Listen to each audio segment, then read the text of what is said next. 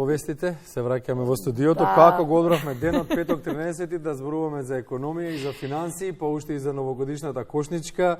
Орце Симов, подпредседателот на Сојузот на стопански комори, ни е гостин и ќе го прашаме дали сте суеверени, дали значи нешто овој ден за економијата. Нели официјално. Преку океанот паѓаат берзи, се губат пари и така натаму и така натаму. Да, па има во последниот период некои параметри кои што покажуваат некои осцилации на, да речеме, влошување на одредени индикатори во економијата, меѓутоа не сум суеверен, не сметам дека нешто лошо ќе се случи на денешниот ден. Не смеме да оставиме еден ден да ни го реши животот. Да, се ќе биде во ред, да.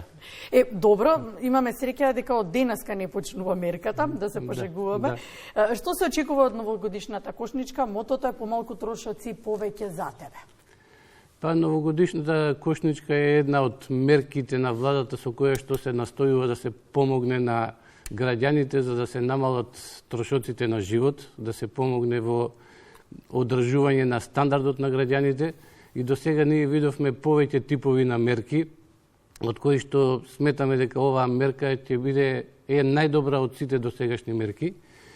Ова е доброволна мерка и практично наликува и на некои бизнис модели. Ние до сега сме го виделе тоа во светот, а и во Македонија имаше некои компании кои што отворија такви бизнис модели кои што се покажаа успешни, каде што со одредени компании се договараше дека ќе се донесат поголем број на корисници за некој производ или услуга, таа компанија треба да даде одредено намалување на цените, компаниите се сложуваа во тоа, се појавуваа поголем број на корисници и тоа функционираше и како бизнис модел. На некој начин оваа последна кошница наликува на тоа и е да речеме модел во кој што се обезбедува попуст на поголем број на корисници, на поголем број на 2 милиони корисници од поголем број на компании, така што самата мерка представува вин-вин ситуација и за бизнисот и за граѓаните. Обезбедуваме 2 милиони клиенти на одреден број на компании кои што на доброволен начин се имаат пријавено за таа мерка и сметаме дека тоа е добар модел и најдобар од досегашните модели. Ние сме скептици за се. Сигурно е доброволна, нема нешто зад сцената, само ако не. Па има и не е до денот. Да, во досегашните мерки првиот тип на мерка беше кај што се ограничуваше цената на одредена вредност. И тоа покажа големи недостатоци. Например, можеше да се случи да влезните цени станат поголеми од таа замрзната цена и да одредени производи ги нема на полиците од продавниците или пак компаниите кои што ги продаваат тие производи доколку се притиснати со мерка дека треба да ги имаат тие производи во одредена количина, генерираа загуби. Понатаму имаше мерка во која што маржите беа замрзнати на 10%. Тоа, да речеме, беше малце подобро од првата мерка, но и предизвикуваше голем број на пресметки, па тешко се утврдуваше дали е тоа така. Па ненавремено лепење на етикетите, па казни за тоа, па така натаму. Тоа се дополнителни и работни ангажмани и трошоци на компаниите околу тие мерки. Да речеме, на некој начин со тие мерки се намалуваат приходите на малопродажните ланци, на производителите и на прехранбени производи и на дистрибутерите, а се побарува од нив дополнителни активности. Тие треба да ги менуваат цените во софтверите, треба да отпечатат нови етикети, треба да ги стават на соодветно место. Во целиот тој процес може да се случат, бидејќи работат луѓе, може да се случат одредени грешки. Некоја цена да не се пресмета добро, некоја етикета да не се отпечати, да не се стави на соодветното место, а казните беа прилично големи. И инспекторите се беа на терен. Да, добро, новогодишна потрошувачка кошничка. Леп, житарици, пекарски производи, месо, преработки од месо, риба, млеко, млечни производи, кондиторски производи, свежо замрзнато, конзервирано овоше, зеленчук, ќе ги спомнеме и пијалаците, газирани, негазирани, алкохолни и се така натаму 81 продукт, голем избор. Прашањето е, велите, ова е една од, за разлика предходно како започнаа мерките, ова е најдобра од сите мерки. Тоа значи дека за прв пат и стопанството и граѓаните ќе бидат задоволни? Такви се очекувањата? Па оваа мерка е направена како консензус меѓу владата и стопанствениците. Бројот на има веб страна mojakошница.mk на која што може да се видат сите производи. Производите се повеќе. Имаме за мерката се пријавени 81 дистрибутери, производител на прехранбени производи, над 36 ланци на маркети и 846 производи се наоѓаат на таа листа. Добро, ако... Значи, тоа е како бизнис модел во кој што се вели ќе обезбедиме 2 милиони корисници, повелете компании кои можете, истакнете ги вашите производи и услуги кои што сакате да ги продавате по пониски цени и на некој начин е добитна комбинација за двете страни. А граѓаните каде се тука третата страна? Што ќе каже? Или вие ќе речете стопанствениците, не можеме никогаш да им удоволиме на граѓаните? Не, добитна комбинација е за трите страни. Значи, владата ќе обезбеди граѓаните да го задржат стандардот ќе добијат пониски производи на тие цени, а компаниите можат да добијат поголем број на продажба за тие производи кои што се спремни да дадат одреден попуст, односно намалување на цените. Ги споменавме граѓаните. Само кратко да тркнеме до Куманово. Режи, ако е подготвена анкетата, да видиме што кумановци мислат за новогодишната кошничка и колку веруваат на она што се спроведува како економска мерка. Па цените се изгори, посебно за нас пензионери. Отидемо сваки ден, нова цена. Као намалив го данеске, зголеми го данеске, после 2 дана го намалив, а цена е иста. Иначе тешко се живи со овие цене. Посебно ми пензионери. Што е најмногу поскапено? Кои производи? Храна. На нас гардероба не е многу проблематично. Ќе го носиме и ќе го преносуваме, ќе земеме од деца, али храна е многу. Еве, најавуваат една мерка новогодишна кошничка надлежните дека ќе се намалат одредени цени на производи. И тој да видимо. Дај Боже да биде такој, пошто не се издржува. Храната е многу скупа. Посебно ми што у године што користимо и здравствени лекови, па треба исхрана да биде посебна, имамо проблеми. Скапи се. И то многу. Еве се ближат новогодишните празници, како ќе ги поминеме? Кој како може. Најавуваат надлежните одредена новогодишна кошничка, ветуваат дека ќе се намалат некои производи. Ќе биде ли тоа од корист? Ја не верува дека ништо ќе биде. Зашто качат цени многу и после спуштат малку и ја не верувам многу. Мислите ли дека трговците ќе дозволат вакво нешто? Па мислам дека нема да дозволат. Ќе останат истите цени? Ќе ги задржат цените. Мислам. Тоа е ставот на граѓаните. Кумановци од секогаш биле искрени. Критичари. Што ќе кажеме? Да. На таа веб страна mojakошница.mk се објавени производите. Добро е тамо да се постават и цените. Да ги има цените кои биле предходно и цените кои што компанијата ги обезбедува како намалени цени. Што била предходно. За таа цена, заедно со грамажата. Грамажата ја има. Количината на производ што се продава на одредена ставка ја има. Нека ја има едно до добро е да ги има и цените, бидејќи инспекторите сега и државните институции нема да контролираат, граѓаните да можат да го контролираат тоа и они ќе бидат најголеми контролори, ќе можат да проверат на таа веб страна колку е цената што ја нуди компанијата како намалена и дали тоа го има во реалност. Да не биде со ситни буквички таму некаде, нели, масата на продуктот. Да. Кошничката за домакинство во грчките супермаркети, една од нашите омилени дестинации, беше воведена во ноември 2022-та, содржи над 50 основни производи, а пракса на грчката влада во одредени периоди од годината, како што се Божич и Великден, кога кај нас, например, нели, за еден од овие празници јајцата се најскапи, да се дополнува со сезонски продукти, божичната кошничка, кошничката на Дедо Мраз за најмладите и така натаму. Ова е пракса што имаат соседите. Ќе биде ли пример да се подобриме во иднина и ние со вакви мерки поради тоа што е, да речеме, кај нив тоа се планира да стане традиција, може ли и кај нас да стане оваа традиција? Па и кај нас се предвидува неколку кошници во годината да бидат традиција, а сметаме дека овој модел што го имаме во последната кошница е навистина ќе биде добитен за сите три страни кои што се чинители во тој процес и мислам дека ќе обезбеди и дополнителна зголемена продажба на компаниите што нудат одредени производи, а и бенефити за граѓаните. И сега фундаментално во целиот овој процес е тоа што за да ние обезбедиме подобар стандард за граѓаните, мора да имаме поголемо производство. Ние мораме да направиме поголем производ и на добра и на услуги. Доколку ние не го направиме тоа, имаме одредена количина на производ, А на некои намалуваме, значи кога на некој кај некој ќе ги зголемиме, да речеме, стандардот, односно приходите, на друг кај тоа ќе се одрази со тоа што кај друг ќе се намали. За да имаме зголемено на некој начин богатство во целото општество, за да имаме вистински фундамент на зголемување на стандардот, ние мора да го зголемиме домашниот производ. Треба да стимулираме поголемо производство во сите сектори во општеството. Доколку зборуваме за трошоци на живот, мораме да имаме поголем земјоделски производ, повеќе прехранбени производи и било какви добра кои што ги користат граѓаните. Кај нас во последните децении тоа не е случај. Например, и електричната енергија е една од најскапите во регионот. Производството што го има домашната компанија ЕСМ, доколку се земат параметрите, ќе се види дека последните 30 години со поголеми или помали осцилации, ама е во континуиран пат. Едноставно, фундаментот на подобра благосостојба во општеството е поголем бруто домашен производ.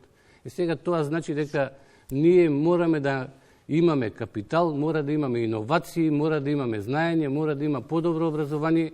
Без тоа можеме ние да донесуваме мерки. На некој ќе му земеме нешто, на друг ќе му дадеме, меѓутоа кај едниот ќе биде незадоволен, другиот ќе биде задоволен и тоа е се префрлање што би се рекло народски од шупло во празно. Не постои производ, а ние некој пробуваме да го задоволиме. Фундаментално е да го зголемиме производот во било која сфера. Споменавте образование, млади, фелата образовна. Да, како е ставот на дел од научната фила за оваа мерка и за слични кои што ги презема владата од Ристе Речковски од Факултетот за туризам во Охрид, слушаме изјава.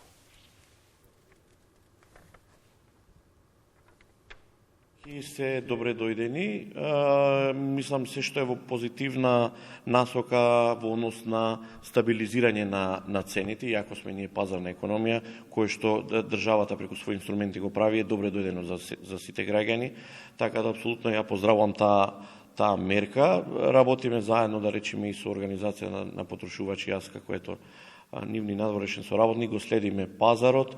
Мислам дека има ефекти, дека тоа е навистина една популарна мерка и особено за она што е најавено и во ек на некои си празници, кога и сами знаеме како потрошувачи дека за жал цените одат во многу нагорна линија. Е добро за било кое домакинство, за било кое семејство да знае дека барем има до некој степен некаква заштита. Апсолутно е тоа позитивно. Го поздравувам и сметам дека што повеќе такви мерки треба да на некој начин да се прават и преземаат. Може да слушаме и од научната фила дека оценуваме оваа мерка како подобра, ја оценува и стопанството, значи одиме во нагорна линија, што е добро. И испраќаме 2024-та, верувам дека завршените анализи веќе стопанството ги прави, но и кои се очекувањата за следната година? 2024 година економијата и во светот и во Македонија имаше еден нагорен тренд, почна да заздравува од кризите кои што почна од 2020 година, ковид кризата, енергетската криза, финансиската криза и така натаму. Меѓутоа и последните неколку месеци од 2024 година и на светско ниво, а тоа се одразува и во Македонија, се забележуваат некои осцилации кои што не се баш позитивни. Се зголемува инфлацијата и на светско ниво.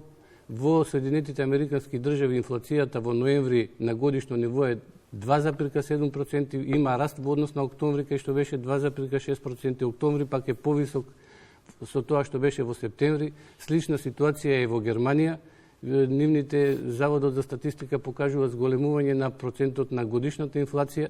Тоа се одрази и кај нас. Нешто што е поволно е за стопанството и за граѓаните и инфлацијата да биде околу 2%. Таа полека почна да паѓа 2024 година, ќе се стабилизира на 3,5%, меѓутоа последните месеци кај нас забележуваме благ раст на инфлацијата. Ние се надеваме и очекуваме дека 2025 година инфлацијата ќе падне под 3%, некаде ќе биде околу 2,5%, што ќе биде нешто што е добро за економијата, што ќе овозможи планирање, да може да се компаниите да овозможат и раст на платите, бидејќи во услови кога инфлацијата е голема, во таа трка меѓу цените и платите, цените секој пат многу побрзо растат од платите и тоа представува проблеми за самото стопанство. Вие имате приходите не растат со таа динамика колку што е притисокот и од граѓаните за раст на платите. И нема урамнотежување, нема еквилибриум и тоа представува проблем за сите страни. Особено за Македонија, која што е увозно зависна и мала економија, и сите турбуленции кои што се случуваат на светскиот пазар, кај нас се појавуваат засилени за одреден процент, зголемени, односно засилени за одреден процент. Најголемиот може еден од можните проблеми 2025 година е тоа што најголемиот трговски партнер на Македонија, а тоа е Германија, низината економија не се наоѓа во најдобра кондиција. Се очекува дека 24 година германската економија ќе заврши со рецесија, што ќе се одрази со одредено каснење, одреден дилеј кај нас во Македонија. Автомобилската германска индустрија е во прилично голема криза, и Мерцедес, и БМВ, и Volkswagen. Volkswagen за прв пат после 30 години отпушта вработени, тамо се најавуваат штрајкови од вработените на Volkswagen. Тоа е компанија што вработува над 400.000 луѓе. Значаен дел и од странските компании во Македонија работат за Volkswagen. Кинеската автомобилската индустрија е во значителен подем и представува на некој начин силна конкуренција и закана за моторот на германската индустрија. Како и да е, 2025 година очекуваме дека растот во Македонија ќе биде поголем и од 2023 и од 2024 година и подобрување, односно стабилизација на економијата. Орце Симов, благодариме. Подпредседателот на Благодарам. Сојузот на стопански комори, ни дадовте позитивен ветер денеска на 13. петок 13. Кон крајот на годината, барем малку да имаме мир во душата со сето она негативно што провејува низ етерот. На оваа тема остануваме, блокот го завршуваме со линковско вклучување. Колегата Мартин Николовски е на линија. Како новогодишната кошничка ќе влијае врз буџетот на граѓаните? Соговорник му е Димитар Таневски, советник и предприемач. Имате, Мартин, 10 минути, па повелете со анализата. Благодарам, Бранко. Токму така како што најавивте, наш денешен гостин во Македонија наутро е финансискиот советник и предприемач Димитар Таневски. Господине Димитар, добре дојдовте во Македонија наутро. Владата ја најави новогодишната кошничка, која што ќе започне од 15 декември, ќе трае до 15 јануари, со која ќе бидат намалени цените на над 600 производи. Но што ќе значи оваа кошничка за компаниите? Ова, мислам, не е нова мерка, повеќе пати во последниве години, да речам, се спроведува, за на некој начин тоа е една од мерките за сузбивање или борење против она енормна инфлација која што ја гледаме. За компаниите сметам дека во овој период нема да е толков голем проблем, бидејќи секако луѓето се научени на предновогодишна еуфорија, па празнување, знаете, некако во таа атмосфера да секако луѓето трошат. Едноставно, поголемиот обем на потрошувачка сметам дека ќе го избалансира таа намалена профитна маржа. Така, кои се најефикасните стратегии со кои би се намалиле трошоците за живот, а при тоа не би се намалил квалитетот на животот? Во сите услови, не само сега, не само во оваа еуфорија на трошење на забави, сметам дека најдобро е да, кога се пазари прво, да се прави буџет. Мора луѓето да си направат сопствен буџет, семен, бидејќи многу често пазариме импулсивно, па дури кога се работи тоа за редовно потрошувачки работи. Што ни снема, тогаш го пазариме. Многу е подобро кога на купче би купувале, како што порано се купувало кога немало доволно производи. Например, наеднаш да се купи хемија, наеднаш средства, се она што не е расипливо, може однапред да се испазари и потоа да се скористат тие попусти што многу често исто така ги прават компаниите. Државниот завод за статистика објави дека трошоците за живот во месец ноември се зголемиле во сооднос со трошоците за живот во истиот месец минатата година за 4,3%, а цените намало од 4%. На што се должи ова покачување и како граѓаните да ги менаџираат овие трошоци? Се тоа мислам, има многу повеќе фактори што влијаат. Она што го викаме инфлација се склоп на повеќе работи. Покачувањето на цените на енергенсите, на транспортот, на целата диструктирана економија, светска економија, почнувајќи од пандемијата, па со сите војни и така натаму. Дополнително со самото природно зголемување на платите, пензиите, примањата на луѓето, нормално е дека од страната на приватниот сектор, на продавачите, на компаниите, дека се поттикнати, мораат да ги зголемуваат цените, бидејќи нормално сакаат да достанат со соодветни профити и приходи. Така што тоа е едноставно природен циклус на зголемување, но се очекува дека за година-две би требало да се стабилизира, да се вратиме на некоја нормала. Така, споменавте инфлација, споменавте плати, исто така имаме покачување на инфлацијата во месец ноември, за разлика од месец октомври годинава. Како македонските граѓани, условно кажано, да преживеат со македонски плати и дали треба да има покачување на платите и на пензиите на граѓаните? Па, сега тоа е до секого индивидуално, како се снаоѓаат. Мислам дека ние, за жал, години наназад се снаоѓаме некако да преживуваме со оние примања што ги имаме и сме научени, мојата генерација сме научени да работиме повеќе, да наоѓаме подобри начини на заработка. По старата генерација, оние што се во пензија, за жал, они се останати од минатиот систем, мислам со некои работи од минатиот систем, и мора да живеат во овој капиталистички систем.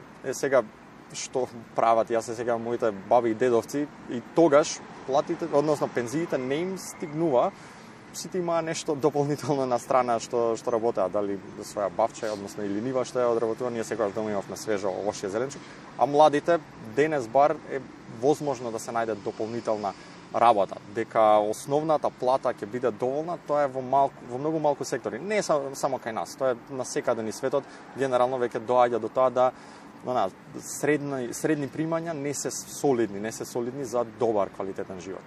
Како што најавив на почетокот од разговорот, новогодишната кошничка започнува од 15 декември, ќе трае до 15 јануари. Но што после 15 јануари? Дали не очекува ценовен шок? Па, тоа никој не би можел да го каже, меѓутоа со оглед дека капитализам е слободна економија. Така што доколку самите маркети компании решат дека треба да се ги зголемат цените затоа што имале намалени профити, тогаш природно некако делот потрошувачката ќе се намали, така бар се на економските циклуси, и потоа ќе бидат приморени да ги намалат назад. Дали ќе има некои ценовни шокови преголеми, не верувам, бидејќи посебно за оние основни намирници, тие мора да се потрошуваат. И тие најчесто се прави на обем, не е на голема профитна маржа, него е на обем на купување. Така што ќе видиме да поминат празниците, па се надеваме на подобри времиња. Така, господине Таневски, ви благодарам за одвоеното време и за гостувањето во Македонија наутро. Ви благодарам и вам за поканата. Разговаравме со Димитар Таневски, финансиски советник и предприемач, а нашата тема беше новогодишната кошничка и што ги очекува граѓаните, но и компаниите во текот на ова новогодишна кошничка, но и после завршувањето на истата. Студио? Мартин, ти благодариме за ова јавување ова утро, одлична анализа, како крај на овој блок, полчасовен, од половина час, наменет на новогодишната кошничка, која што експертите се надеваат дека ќе влијае позитивно врз домашниот буџет, а граѓаните се скептици, дел од нив, дел можеби не се. Ќе провериме од недел. Да, ќе провериме од првиот ден, па ајде ќе провериме на 15 јануари кога ќе заврши, па ќе отвориме еден блок да видиме кои се резултатите.